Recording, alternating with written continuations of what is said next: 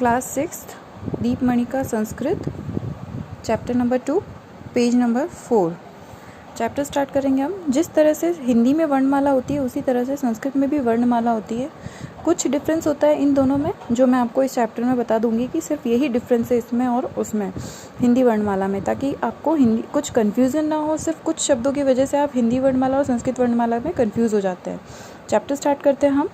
भाषा वाक्यों से बनती है। वाक्य में अनेक शब्द होते हैं। प्रत्येक शब्द में अनेक वर्ण या अक्षर होते हैं। सबसे देखो इसमें बड़े से बताया, भाषा जो होती है उसमें क्या होता है, वाक्य, मतलब बहुत सारे सेंटेंस जब हम जोड़ देते हैं तो उससे क्या बनते हैं, भाषा। जब जो सेंटेंस जो होता है, सेंटेंस किससे बनता है, अनेक शब्दों से, वर्ड से। अगर हम सब वर्ड्स को जोड़ते हैं तो क्या बनता है, वाक्य बनता है, सेंटेंस बनता है। और जब शब्द जो होता है, शब्द के टुकड़े करते हैं तो क्या बनते हैं, वर्ण। शब्द किससे बनता है, वर्णों से। वर्णों के टुकड़े होते हैं, वर्ण जब जुड़ते हैं तो क्या बनता है, शब्द। वर्ण भाषा की सबसे छोटी इकाई वर्ण है। भाषा में सबसे छोटी इकाई वर्ण को माना गया है और वर्ण को ही क्या कहा जाता है, अक्षर। यहाँ पे लिखा हुआ है वर्ण को ही अक्षर कहा जाता है। ये देखिए आप, हिंदी में जब हम पढ़ते हैं तो इनके नीचे ये हलंत नहीं आता। ये जो तिरछी लाइन होती है कॉमा की तरह शब्द से जुड़ी हुई, इसे कहा जाता है हलंत। जब हम हिंदी में पढ़ते हैं तो इसके नीचे हलंत का यूज़ नहीं होता है। लेकिन इसमें ये भी देखिए आप, स्वरों के नीचे हलंत का यूज़ नहीं हुआ। हलंत का यूज़ कहाँ होता है, सिर्फ व्यंजन में।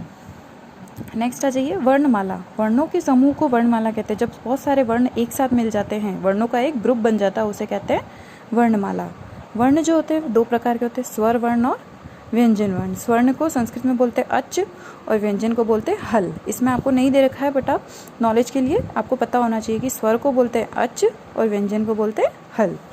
आ जाइए, अब हम पढ़ते हैं स्वर। स्वर को इसमें डिफाइन किया है कि कितने कितने उसके प्रकार होते हैं। अभी आपको सिर्फ दो ही प्रकार बताए, ह्रस्व स्वर और दीर्घ स्वर। एक स्वर और होता है, वो होता है प्लुत स्वर, वो आपका नेक्स्ट क्लास में आएगा। अभी आपको सिर्फ दो ही पढ़ने हैं, ह्रस्व स्वर और दीर्घ स्वर।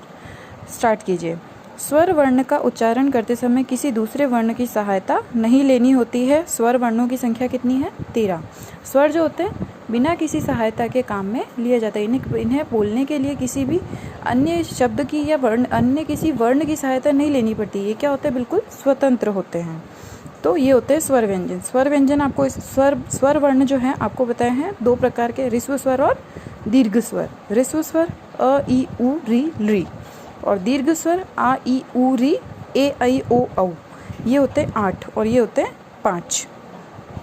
अब देखिए, हिंदी वर्णमाला में जब हम स्वर पढ़ते हैं तो ये जो नया वर्ण है, ये री, ये हम नहीं देखते हैं। ये री जो है सिर्फ संस्कृत में ही काम में लिया जाता है। तो पहला डिफरेंस आपको पता चल गया। एक तो मैंने आपको बताया था अभी कि ये जो हलंत है ये आपको हिंदी में कहीं नहीं मिलते हैं, ये सिर्फ संस्कृत वर्णमाला में होती है। दूसरा डिफरेंस ये हुआ कि री जो है ये हिंदी वर्णमाला में कहीं भी नहीं आता है, ये सिर्फ संस्कृत वर्णमाला में ही होता है। तो जो छोटे स्वर होते हैं, ह्रस्व का अर्थ होता है छोटा, तो अ जो है कोई मात्रा नहीं होती है, सिंपल होता है, तो इसमें ये ह्रस्व स्वर में आता है। ई में भी कोई मात्रा नहीं है, ऊ में भी नहीं है, री में भी नहीं है, और ये ली। ली जो होता है सिर्फ इसका बड़ा रूप नहीं होता है। इन सब के बड़े रूप जो होते हैं वो किस में चले जाते हैं, दीर्घ स्वर में, है ना। और री जो है इसका कोई भी बड़ा रूप नहीं होता है, तो ये सिंपल सिर्फ इसी में रहता है। अ का बड़ा रूप देखिए आ, ई का बड़ी, ऊ का बड़ा ऊ। फिर देखिए री का भी बड़ा होता है। री बड़ा री और छोटे री में क्या डिफरेंस होता है, आप ध्यान से देखिए इसको। री जो होता है इसमें सिर्फ नीचे जो होता है ये सिर्फ एक कर्व होता है, और बड़ी री में क्या होता है, नीचे 2 कर्व आ जाते हैं ये। तो ये हो जाती है आपकी री का दीर्घ रूप। ए ऐ ओ औ ये किस में आ जाते हैं, दीर्घ स्वर में, ठीक है। तो इस तरह से आपके ये स्वर का वर्गीकरण हुआ। 2 प्रकार के होते हैं स्वर, ह्रस्व स्वर और दीर्घ स्वर। ये 5 होते हैं और ये 8 होते हैं, ठीक है।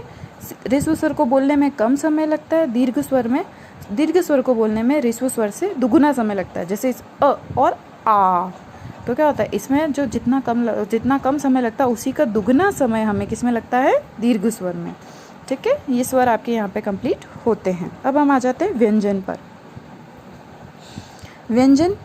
व्यंजन वर्णों को उच्चारण करने में स्वरों की सहायता लेनी पड़ती है। व्यंजन वर्णों का उच्चारण किससे होता है, स्वरों की सहायता से। स्वर क्या होते हैं, स्वतंत्र होते हैं। इनको बोलने के लिए किसी की जरूरत नहीं पड़ती है, हमें बिल्कुल स्वतंत्र रूप से उच्चारण होता है, किसी भी दूसरे वर्ण की आवश्यकता नहीं होती। लेकिन व्यंजन के उच्चारण में हमें किसकी सहायता लेनी पड़ती है, स्वरों की। इनकी संख्या कितनी है, 33। कितने प्रकार के हैं, 3। अंतःस्थ व्यंजन, ऊष्म व्यंजन और स्पर्श व्यंजन। 3 प्रकार के व्यंजन हो गए, 2 प्रकार के स्वर हो गए, ठीक है। अंतःस्थ व्यंजन, ऊष्म व्यंजन और स्पर्श व्यंजन। अब देखिए पहला हम पढ़ते हैं स्पर्श व्यंजन। स्पर्श का अर्थ होता है टच करना, छूना। हमारी जीभ जो है, इन्हें बोलते समय हमारी जीभ जो है मुंह के किसी भी भाग को स्पर्श नहीं करती है। ये देखिए आप, अब जब बोलेंगे क, आपकी जीभ जो है बिल्कुल हवा में रहती है, किसी को भी टच नहीं करती है। ये इन्हें बोलते हैं स्पर्श। स्पर्श का अर्थ होता है छूना। ठीक है, क ख ग घ अंग, क वर्ग में ही आते हैं, 5 वर्ग होते हैं ये, क वर्ग, च वर्ग, ट वर्ग, त वर्ग और प वर्ग। ये आपके 25 होते हैं, 25 आपके होते हैं स्पर्श व्यंजन। क ख ग घ अंग, च छ ज ज इय, ट ठ ड ढ ण, त थ द ध न, प फ ब भ म। ठीक है, ये आपके 25 हो गए स्पर्श व्यंजन। ठीक है, 33 होते, टोटल 33 होते, तो उसमें से 25 तो ये हो गए। फिर नेक्स्ट 2 बचे आपके अंतःस्य व्यंजन। इन्हें बोलते हैं सेमी वॉवल्स, मतलब इसमें पूरे स्वर नहीं होते हैं, ये अर्ध स्वर होते हैं, इन्हें अर्ध स्वर भी कहा जाता है। तो अंतःस्य व्यंजन य, र, ल और व। ऊष्म व्यंजन फिर होते हैं, ऊष्म का अर्थ होता है ऊष्मा, मतलब रोशनी जिसे कह सकते हैं हम। तो इन्हें बोलने में हमें ऊष्मा निकलती है, हमारे मुंह से क्या होती है, गर्म हवा निकलती है। श, श, स और ह, ये 4 वर्ण होते हैं, ये होते हैं ऊष्म व्यंजन, ऊष्म स्वर। ठीक है, ये आपके स्वर और व्यंजन यहाँ पर कंप्लीट होते हैं। इसकी एक टेबल मैं आपको साथ में इंक्लूड कर रही हूँ, इमेज इस वीडियो के साथ में। तो वो जो आपकी टेबल है वो आपको अपनी कॉपी में बनानी है। ठीक है, अब आपको इसका रिवीजन जो है, नेक्स्ट हम वीडियो में इसका रिवीजन करवा के मैं आगे का आपको पढ़ाऊँगी। यहाँ से आपको इससे पहले आपको वो जो मैं टेबल बनवा रही हूँ वो आपको टेबल लर्न भी करनी है साथ साथ में, कि कितने स्वर होते हैं, कितने व्यंजन होते हैं। आपको सबके पता भी होना चाहिए कि कौन से स्वर में कौन सा आता है, कौन से व्यंजन कौन सा होता है। 25 ये जो स्पर्श व्यंजन है, ये टेबल आपको उसमें ड्रॉ करनी है, जहाँ पर मैंने आपको पूरी एक इमेज है उसमें दे रखा है। Thank you.